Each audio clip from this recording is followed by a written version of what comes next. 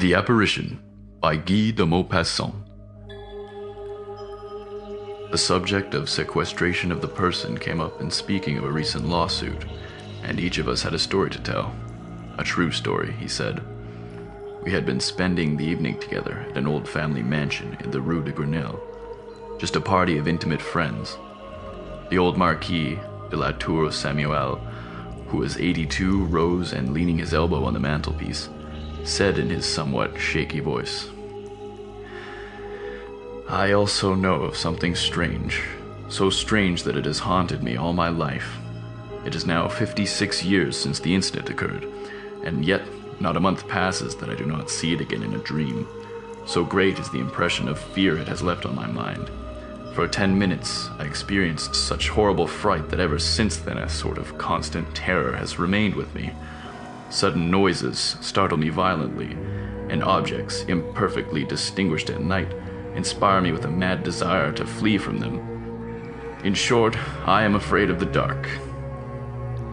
But I would not have acknowledged that before I reached my present age. Now I can say anything. I have never receded before real danger before ladies. It is therefore permissible, at 82 years of age, not to be brave in presence of imaginary danger. That affair so completely upset me, caused me such deep and mysterious and terrible distress that I never spoke of it to anyone. I will now tell it to you exactly as it happened, without any attempt at explanation. In July 1827, I was stationed at Rouen. One day as I was walking along the quay, I met a man whom I thought I recognized without being able to recall exactly who he was.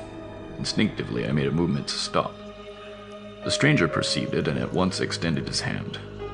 He was a friend to whom I had been deeply attached as a youth. For 5 years I had not seen him. He seemed to have aged half a century.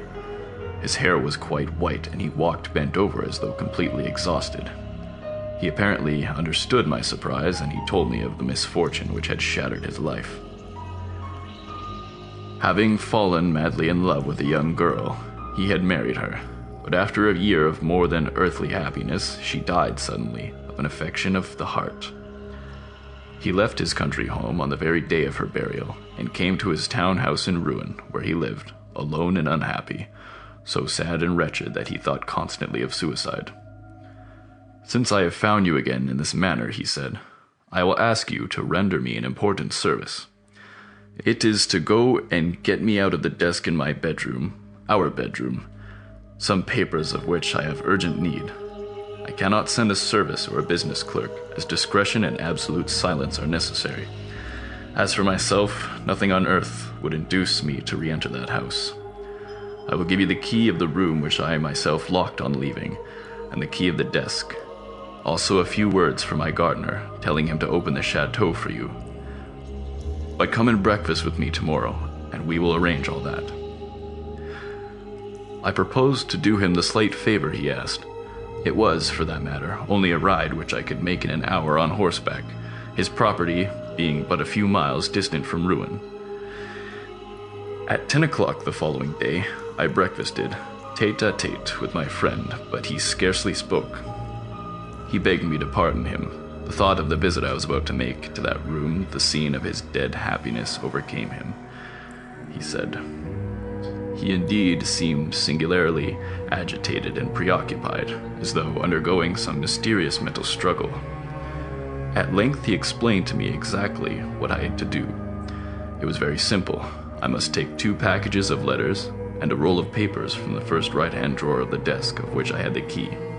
He added, "I need not beg you to refrain from glancing at them."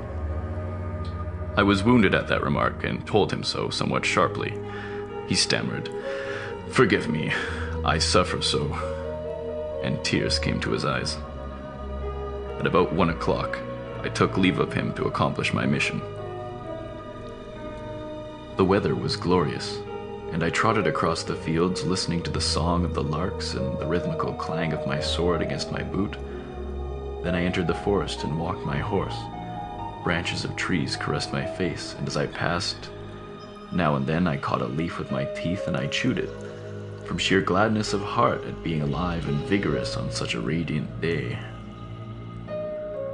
As I approached the chateau, I took from my pocket the letter I had for the gardener, and was astonished at finding it sealed. I was so irritated that I was about to turn back without having fulfilled my promise, but reflected that I should thereby display undue susceptibility. My friend in his troubled condition might easily have fastened the envelope without noticing that he did so. The manor looked as if it had been abandoned for 20 years. The open gate was falling from its hinges, the walks were overgrown with grass, and the flower beds were no longer distinguishable. The noise I made by kicking at a shutter brought out an old man from a side door. He seemed stunned with astonishment at seeing me.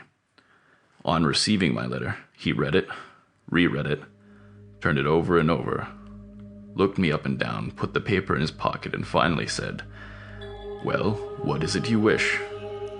I replied shortly, "You ought to know, since you have just read your master's orders. I wish to enter the chateau."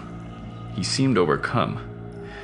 "Then you are going into her room." I began to lose patience. "Damn it, are you presuming to question me?" He stammered in confusion. "No, sir, but it has not been opened since the death.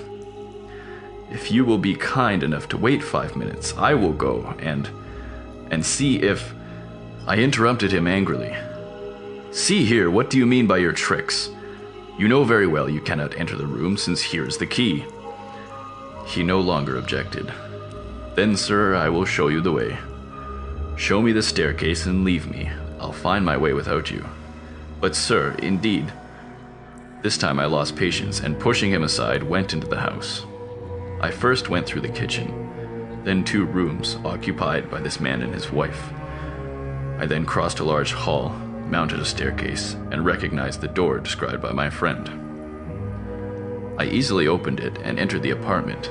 It was so dark that at first I could distinguish nothing. I stopped short, disagreeably affected by that disagreeable, musty odor of closed, unoccupied rooms.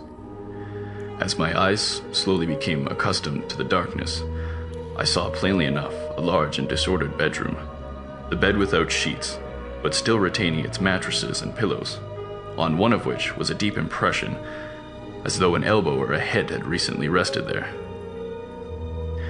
The chairs all seemed out of place. I noticed that a door, doubtless that of a closet, had remained half opened. I first went to the window, which I opened to let in the light, but the fastenings of the shutters had grown so rusty that I could not move them. I even tried to break them with my sword, but without success.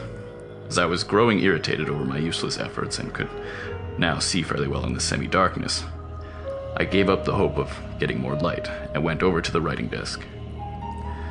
I seated myself in an armchair, and letting down the lid of the desk, I opened the drawer designated. It was full to the top. I needed but 3 packages, which I knew how to recognize, and began searching for them.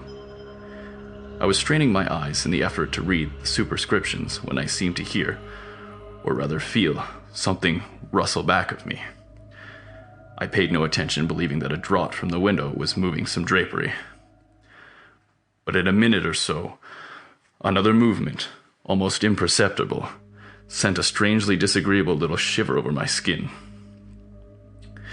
It was so stupid to be affected, even slightly, that self-respect prevented my turning around.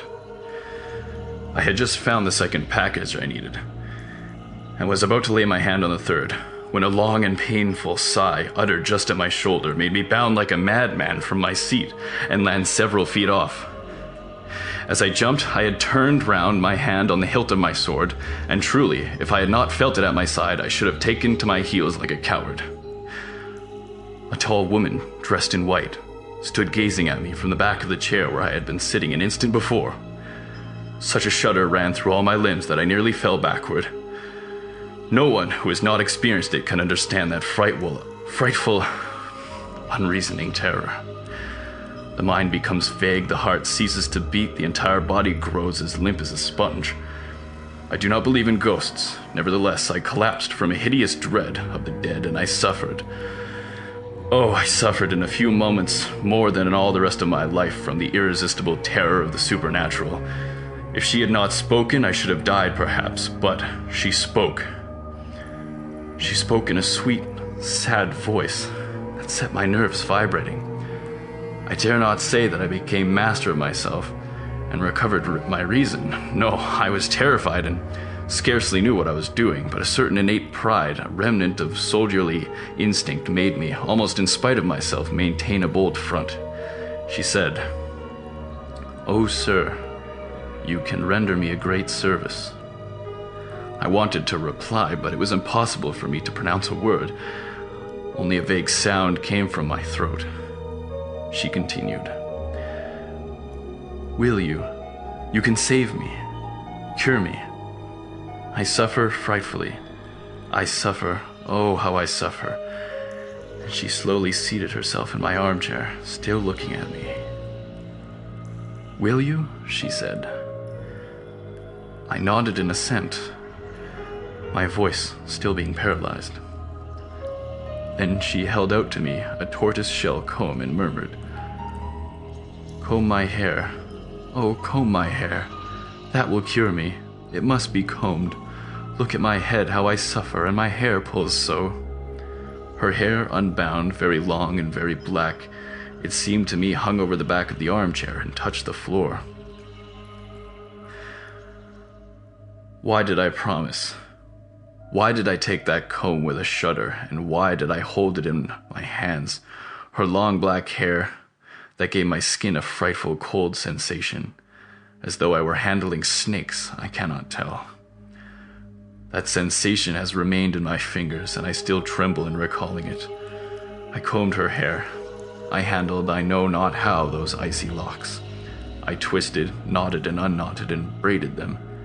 She sighed, bowed her head, seemed happy. Suddenly she said thank you, snatched the comb from my hands, and fled by the door that I had noticed ajar. Left alone, I experienced for several seconds the horrible agitation of one who awakens from a nightmare.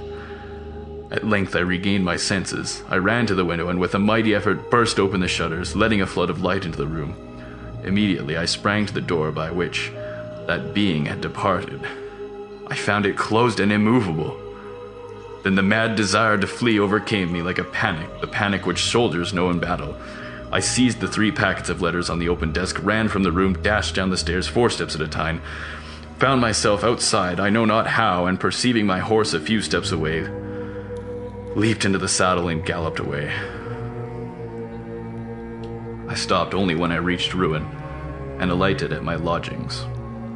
Throwing the reins to my orderly, I fled to my room and shut myself in to reflect. For an hour, I anxiously asked myself if I were not the victim of a hallucination.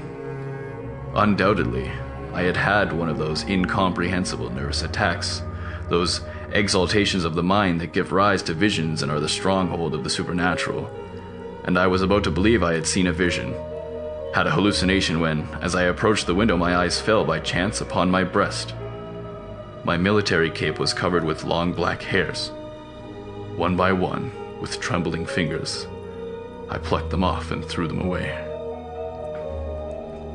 I then called my orderly.